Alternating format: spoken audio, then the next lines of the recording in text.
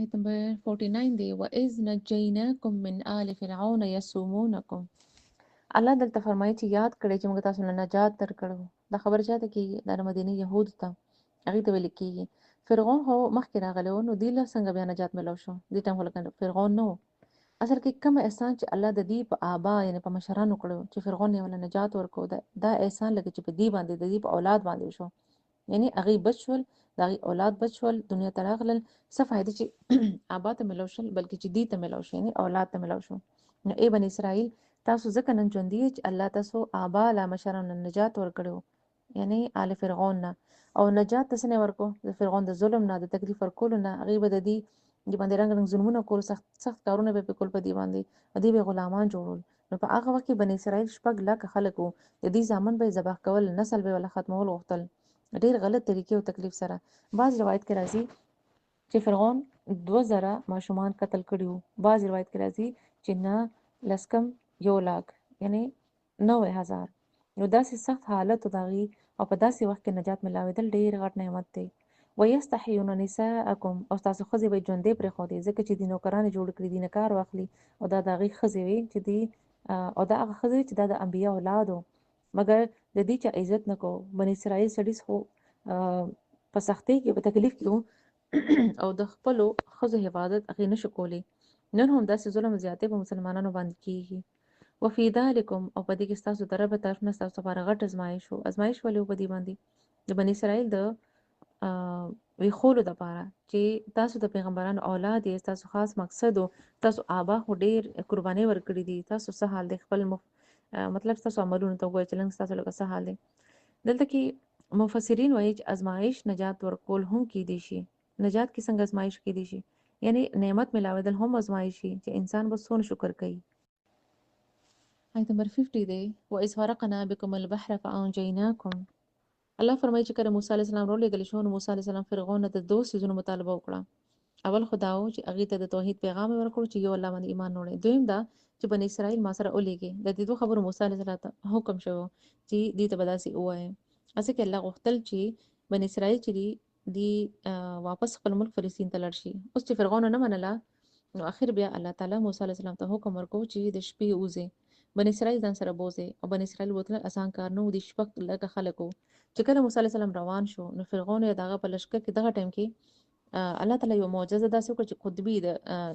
د فرعون چې کوم خلکو په هغې کې د هر یو بنده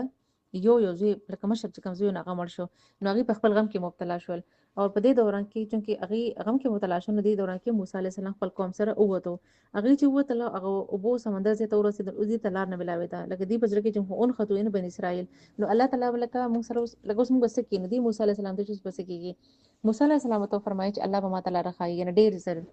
مؤمن هر حال کې په الله باندې توکل ساتي، که مشکل څونه هم سختي. او الله تعالی موسی علیه السلام ته وحی وکړه چې خپل عصا ووهه. موسی علیه السلام صرف د الله حکم ومنو، حالکه په عصا وهلو کې څه نه و. او بل دا چې الله تعالی موسی علیه السلام د الله نه سوال ومنو کو چې عصا به څنګه کېږي،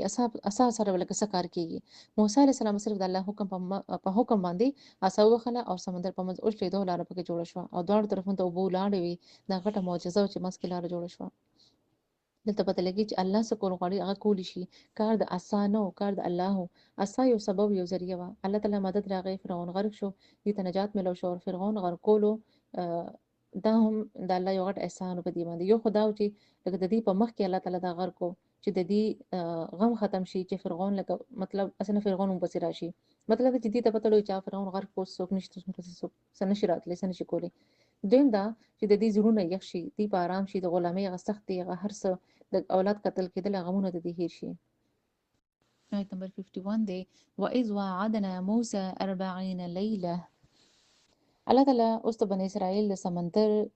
هغه میدان تي ته تلل، هغه واقع دلته بیانې چې دې میدان تي ته د شان د یو علاقه وه، هلته لاړل. دې په خپل موسی علیه السلام ته وایي چې موږ به څنګه ژوند تېرو، یعنې موږ له شریعت پکار دی. بیا موسی علیه السلام کوهي طور ته لاړو شریعت اغوستو دپاره. الله تعالی فرمایي چې موږ موسی علیه السلام 40 شپو له کوهي طور ته راوغوښتو. اول د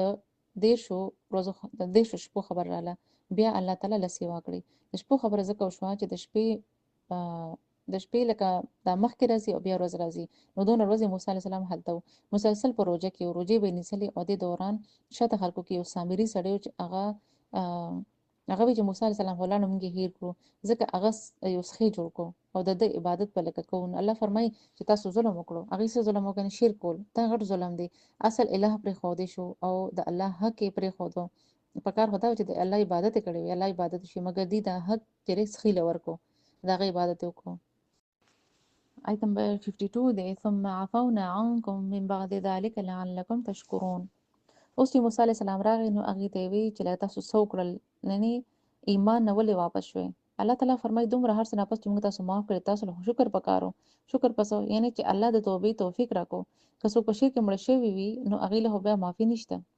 او شکر په دې هم چې انسان د زړه نه جسم اعضا باندې ښکته شي، یعنې عاجزي وکړي الله تعالی نعمت باندې شکر وکړي، دغه اطاعت او تابعداري لکه وکړي. دلته په دلګي غټ جرم نه بس معافي ملاوېدل غټ مهلت غټ چانس ملاو شو لکه چې یعنې غټ نعمت دی. او دلته په دلګي چې موسی علیه السلام کوه طور ته تلل مطلب چې الله تعالی اول موسی علیه السلام کتاب د لپاره تیارو کتاب غسل یا علم غسل د دې وړه خبره نه ده، نه آسان کارو.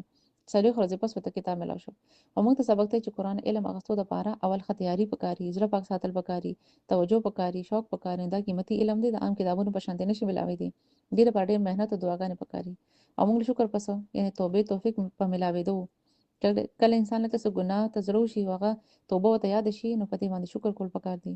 دلته پته لګي سامري چې سخي ولې جوړ کړو ویل کېږي چې فرعون په قوم کې د سخي عبادت ډېر زیات کېدو نو د دې په ځای کې اوس هم لکه هغه محبت او د عزت او د سخي د غواګانو نو هغه عبادت هغې کول غوښتل او نن هم د سخي یا د غوا هغه عبادت چې دی هغه عزت اوس هم د خلکو په زړه کې دی نه دی هندوانو او هغې اوس هم دغه عبادت کې اکه خبره ده. آیت نمبر 53 دی وَإِذْ آتَيْنَا مُوسَى الْكِتَابَ وَالْفُرْقَانَ لَعَلَّكُمْ تَهْتَدُونَ. الله فرمایي ما موسی علیه السلام له کتاب او فرقان ورکړو. څه دپاره یې ورکړو؟ یعنې چې دې ته هدایت ملو شي او هدایت څه یعنې چې انسان په سیده لارې شي ګمراهۍ نه بچ شي. او فرقان مطلب څه؟ علما وایي فرقان نه مراد هم کتاب دی، یعنې دا فرق کوي حق او باطل کې، دا خلکو ته صراط مستقیم ښایي او د شیطان لاره هم صفا ښایي چې کومه لار د شیطان ده. موږ ته هم قرآن ملو شوی دی هدایت لپاره. قرآن هم فرقان دی. فرقان په هر کور کې دی مګر افسوس چې دې له څوک وخت نه ورکوي. یعنې څوک قرآن فرقان په مقصد نه پوهیږي بې مقصد ژوند تیروي. آیت 54 دی وَإِذْ قَالَ مُوسَى لِقَوْمِهِ يَا قَوْمِ إِنَّكُمْ ظَلَمْتُمْ أَنفُسَكُمْ. چې کله موسی علیه السلام د قوم حال وکتو چې دې شرک او فرمایي چې ای زما قومه دومره غټ جرم نه پس هم ورته خپل قوم لکه وایي دلته دون خیر خواهی لري رسول خپل قوم سره. قوم ته فرمایي چې ای زما قومه تاسو په خپل ځانونو ظلم وکړو. خپل نفسونو ظلم څنګه څه مطلب یعنې د هغې شرک کول په خپل ځان ظلم کولو ځان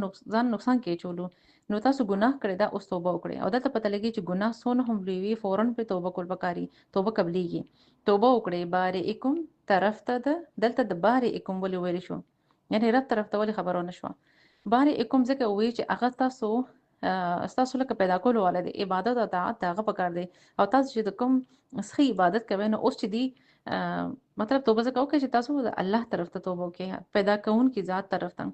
اوس چې دی توبه کوله نو الله ورته فرمایي چې تاسو توبه به هله قبلیږي چې تاسو یو بل قتل کې. په روایت کې راځي چې یو طرف ته سخي عبادت کولو والا بل طرف ته نه کولو والا دی یو بل قتل کول شروع کړل. روایت کې راځي چې خخ کارا یو بل قتل کړو. اوس هر طرف ته خون خرابه شوله. موسی علیه السلام چې دې ته کتل نه جړلې قوم والو ورته ووایي چې دعا وکړئ ټول قوم به داسې کورې ختم شي یعنې موږ دپاره دعا کوي چې موږ د سزا ختمه شي. دې سزا په وخت کې په دې باندې یو تیاره راغلی وه. موسی علیه السلام په دعا کولو الله هغه تیاره ختمه کړه او یو بل قتل کول نه د ایمان شول. په دې وخت کې دی او یا زره خلک قتل شوي وو. انسان سوچ کوي چې داسې سزا ولې وکړې شوه. الله فرمایي ذالکم خیر لکم عند بارئکم. الله فرمایي دا بهتر به پیدا کولو په نسبت باندې یعنې د الله په نسبت باندې دا بهتر ده. یعنې که تاسو سوچ کوئ چې هغې قتل شول مګر دې کې خیر و دې کې څنګه خیر و یعنې انسان ظاهر ته ګوري مګر د هغې آخرت ښه شو. دنیا کې د خپل سزا وخوړه د دنیا د سختې سزا نه بچول حالانکه هغه ډیره سخته ده. دې دنیا کې معاف کړی شول دې ته معافي ملو شوله.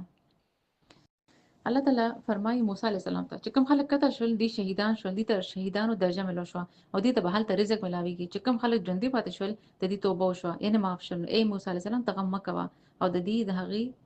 دې هم او د هغې چې قتل شول فتاب علیکم بیا هغه مهربانه شو په تاسو یعنې هغه تاسو معاف کړئ د مرتد سزا په دنیا کې تاسو له درکړه یعنې آخرت کې بچ شوئ. دلته پته لګي بعض ګناه کفاره نه بغیر نه معاف کیږي ځکه خو الله تعالی حدونه مقرر کړی دي په دنیا کې انه هو التواب الرحیم بهشکه هغه بار بار توبه قبول او رحیم دی رحیم په دې باندې چې سزا ورکول نه پس تاسو سزا ختم شوه آیت نمبر 55 دی و اس قلتم یا موسی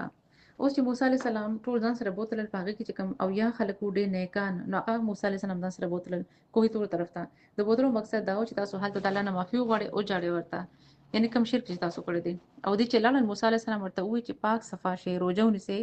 یا نور چې د هغه چې ستغي هغه ته ویل شوی هغه ورته لکوي اوس دې موسی علی السلام ته وی چې الله تو وایي چې هغه خپل لکه کلام خپل کلام مونږ ته ووري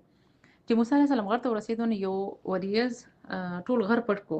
او دی په دې کې لاړل چې کله الله کلام شروع کړ د موسی علی السلام په تندي یو نور راغی تاسو رڼا چې هغه ته کتی نشو چا د ټول خلق چې کوم دي په سجدي پریوتل موسی علی السلام په دعا کړو دي خلکو هم ته الله کلام واوریدو اوس چې ټول کلام واورید نو احکامات چې دي لکه ورکولو نو هغه ولا ورکړل او وریس ختم شو اوس چې دی واپس تلل نو دی وی اے موسی علی السلام مونږ پته هو ایمان لرو تر دې چې لکه ته مونږ ته خپل ر مخامخ خوای یعنی ما هم پته شته اوس په اړه غیرولو نور چې کله ته مونږ خپل ر مخامخ خوای یعنی دا ډیره غټه خبره وا غټه به ادبی وا رسول منو دا هغه خبره منله چې او لکه صرف په دې وجبه مطلب موږ بس سجل کو چې الګ به منو الګ به تام منو چې لکه مطلب موږ بس انکار کو په دې چې لکه موږ الله مونږ الګ به تام بیا منو اوس په دې خبره په دې باندې د بجلی او आवाज راغی ټول مړ شول او انتم تنظرون او تاسو کتل چې اسماني بجلی ګړزاري د ګړز ګړچ په دې باندې اوس موسی عليه السلام ته ډېر ګران لګیدل چې کوم والا به تاسو کوي چې هغه او یا خلق څه شول ان تاج دان سره بوتل کوه تورته اوس موسی عليه السلام دعاګانې شروع کړې چې یا الله کته دې مړ کړې نو مخکې به دې مطلب مخکې به دې مړ کړیو زه به دا غي ته به څه جواب ورکوم چې ما لکه په ما بلکې څوک بیا ایمان وروړي آیت نمبر 55 دی و اس قلتم یا موسی اوس چې موسی علی السلام ټول ځان سره بوتل پاغه کې چې کم او یا خلکو ډېر نیکان نو هغه موسی علی السلام ځان سره بوتل کوی تور طرف ته د بوتلو مقصد دا و چې تاسو حالت تعالی نه معافي وغواړئ او جاړي ورته یعنی کم شرک چې تاسو کړی دي او دې چې لاله موسی علی السلام ورته وی چې پاک صفا شي روزونه سي یا نور چې د هغه چې ستغي هغه ته ویل شوی هغه ورته لکوي اوس دې موسی علی السلام ته وی چې الله تو وایي هغه خپل لکه کلام خپل کلام مونږ ته ووري چې موسی علی السلام غر ته ورسېدونه یو وریز ټول غر پټ کو او دی په دې کې لاړل چې کله الله کلام شروع کړ د موسی علی السلام په تندي یو نور راغی تاسو رڼا چې هغه ته کتی نشو چا د ټول خلق چې کوم دي په سجدي پریوتل موسی علی السلام په دعا کړو دي خلکو هم ته الله کلام واوریدو اوس چې ټول کلام واورید نو احکامات چې دي لکه ورکولو نو هغه ولا ورکړل او وریس ختم شو اوس چې دی واپس تلل نو دی وی اے موسی علی السلام مونږ پته هو ایمان لرو تر دې چې لکه ته مونږ ته خپل ر مخامخ خوای یعنی ما هم پته شته اوس په اړه غیرولو نور چې کله ته مونږ خپل ر مخامخ خوای یعنی دا ډیره غټه خبره وا غټه به ادبی وا رسول منو دا هغه خبره منله چې او لکه صرف په دې وجبه مطلب موږ بس سجل کو چې الګ به منو الګ به تام منو چې لکه مطلب موږ بس انکار کو په دې چې لکه موږ الله مونږ الګ به تام بیا منو اوس په دې خبره په دې باندې د بجلی او आवाज راغی ټول مړ شول او انتم تنظرون او تاسو کتل چې اسماني بجلی ګړزاري د ګړز ګړچ په دې باندې اوس موسی عليه السلام ته ډېر ګران لګیدل چې کوم والا به تاسو کوي چې هغه او یا خلق څه شول ان تاج دان سره بوتل کوه تورته اوس موسی عليه السلام دعاګانې شروع کړې چې یا الله کته دې مړ کړې نو مخکې به دې مطلب مخکې به دې مړ کړیو زه به دا غي ته به څه جواب ورکوم چې ما لکه په ما بلکې څوک بیا ایمان وروړي آیت نمبر 56 دی ثم بعثناکم من بعد موتکم لعلکم تشکرون الله تعالی د موسی علی السلام دعا قبول کړه او هغه په خپل فضل سره ژوند کړل ځکه چې تاسو شکر ادا کړئ الله چا سره داسې نه کوي چې مرګ نه پس به ژوند کړي او الله فرمایي چې دا پدې باندې چې لکه د پدې باندې د شکر پکار دی ځکه چې دا خاص فضل صرف پدې باندې شوی چې دی دوباره ژوند شول دلته پته لګي چې یو طرف ته د دې دونه مضبوط ایمان چې بل طرف ته قتل کول ته تیار شول او الله په حکم او بل طرف ته یعنی د الله په حکم قتل کول ته تیار شول بل طرف ته دغه ایمان کمزور شو چې الله به منی نو الله به ایمان نوړي او دلته پته لګي ایمان کله ګور زیاتیږي کله کمیږي هم یعنی خپل ایمان مضبوطولو کوشش وکړي هر ټایم دلته د بل خبرې پته لګي چې موسی عليه السلام هم الله ته ویلو چې زه ته لیدل غواړم نو موسی عليه السلام سره ولې سونه شول لکه دې خلکو باندې ولې داسې عذاب راغی دواړو په سوال کې فرق وو د قوم والو او د موسی عليه السلام موسی عليه السلام سوال کولو کې ادب الله سره مینه محبت او دغه شوق د دې سوال کو د دې قوم والو سوال کولو کې بے ادبی وا اعتراض یعنی شوق او محبت نه د دې په دې کې شک وزکه او دلته موږ ته سبق دی چې سوال ادب سره کوي ادب سره کول پکار دي او که الله مبارکي او که د الله احکامات مبارکي اوس چې دی لاړل الله غوښتل چې دی شام کې داخل شي هلته یو قوم او الله والا هغه سره د جنگ کولو حکم ورکړو فلسطین ملک دا غینه غستل وو اوس دی انکار وکړو چې موږ جنگ نشو کولی اے موسی علی السلام ته په شو عرب یعنی تاسو هغه سره جنگ کوي الله دې له داسې سزا ورکړه چې دی میدان کې پاتې کړل او هغه کې به دي سره ګردان ګرځیدل به چې قتل نو وخت دې ته بیا راغلو الله ورته فرمایل الله ورته د وتلو کار وکړو مګر هغه هم د دین نه وخه الله تعالی فرمایي بس ټیک ده هم دلته اوسېږي سلويخ کار پوري او ساده میدان او هغه د دې دونه نافرمانی باوجود الله تعالی د دې دعا قبول کړو ساده میدان دی لکه اوسه په دې کې الله تعالی په دې باندې وریاض اونې سلا یعنی چې دې باندې ګرمي نه راځي آیت نمبر 57 دی وظللنا علیکم الغمام وانزلنا الله تعالی په دې سوري کې خو دا یعنی وریاض پیراوسته د وریاض سوري پیراوسته منو سلوای له هم ورکو دا به د اسمانه تیار نازلې دو او راتله به تیار ځکه چې هلته دیله مطلب دې سن شو کولې لکه نه څه فصل کړل شو نه څه بل څه نو دا هر سړي تفری ملاویدل بغیر د سمهنت روزانه تیار خوراک ملاویدل الله تعالی ورته فرمایي چې خوريس کې پاک رزق چې موږ تاسو کوم درکړې دي او ما ظلمونه مونږه ظلم نو کړی مګر دی په خپل ځان ظلم وکړو دې څه ظلم وکړو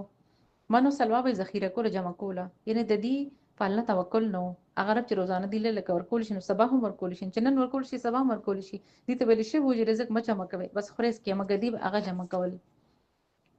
او دویم د دې ظلم دا چې دا رزق راتلل دا د خپل کمال وګڼو د الله ور کړی نه غنل حالکه دا ټول تعالی احسانات په دې باندې چې دی له ورکول دا کمال نو دون نفرمانو باوجود هم دې هر څه ملاویدل دا خدای الله فضل او احسانو آیت نمبر 58 دی واذ قلنا ادخلوا هذه القريه اوس چې دی سلوخ کاله تیر شول نو د دې نوې نسل راغلو اوس دې ته ویل شول چې دی خار کې داخل شي موسی علی السلام دغه ټیم وفات شو یوشع بن نون دغه ټیم کې پیغمبر وو او دې ته فلسطین کې د داخلي دوه حکم شو او د دې ابای خار ودا دې ته دغه کې اوسېدو او د خوراکو اجازه شو اوس دا حکم و چې کړه داخلي نه پس دې سره یعنی چې جنگ وشي تاسو کامیاب شئ عاجزي سره به داخل شي زمکه باندې سجده کول خبره دلته نه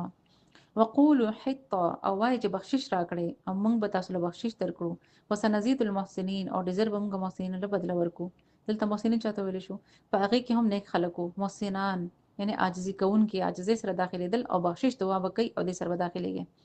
نو دلته کې پته لګي چې سوکسونه هم نیک وي عاجزي او استغفار وکي هر حال کې محسنین چې ډیر استغفار او عاجزي کوي نو هغه سره دغه نور هم درجه اوچتيږي آیت نمبر 59 دی فبدل الذين ظلموا قولا غير الذي قيل لهم دی خبره بدل کړه په حدیث کې راځي چې د حتوتن خبرو شو چې بخنه غوړې نو د حتوتن په ځای حنتوتن یعنی نور پکې راوستو او دغه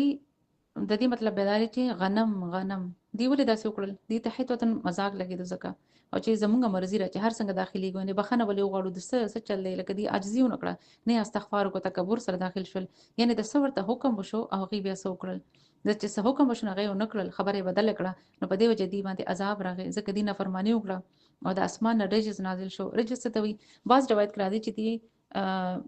چې دی باندې تاغون بیماری راغلی و بعض وایي چې کې دي شي صدا سی وبا راغلی و چې پاغي وجه په دې مطلب نافرمانی په وجه په دې مسوبه مصیبت راغلو یعنی خپل کارې د الله نافرمانی کړي وځکه علما وایي چې دلته موږ ته سبق ملاويږي چې موږ چره هم د الله حکم کې خبره کې څه بدلی و نکړو قران هو څوک نشي بدلولې مګر حدیث کې خلک کوي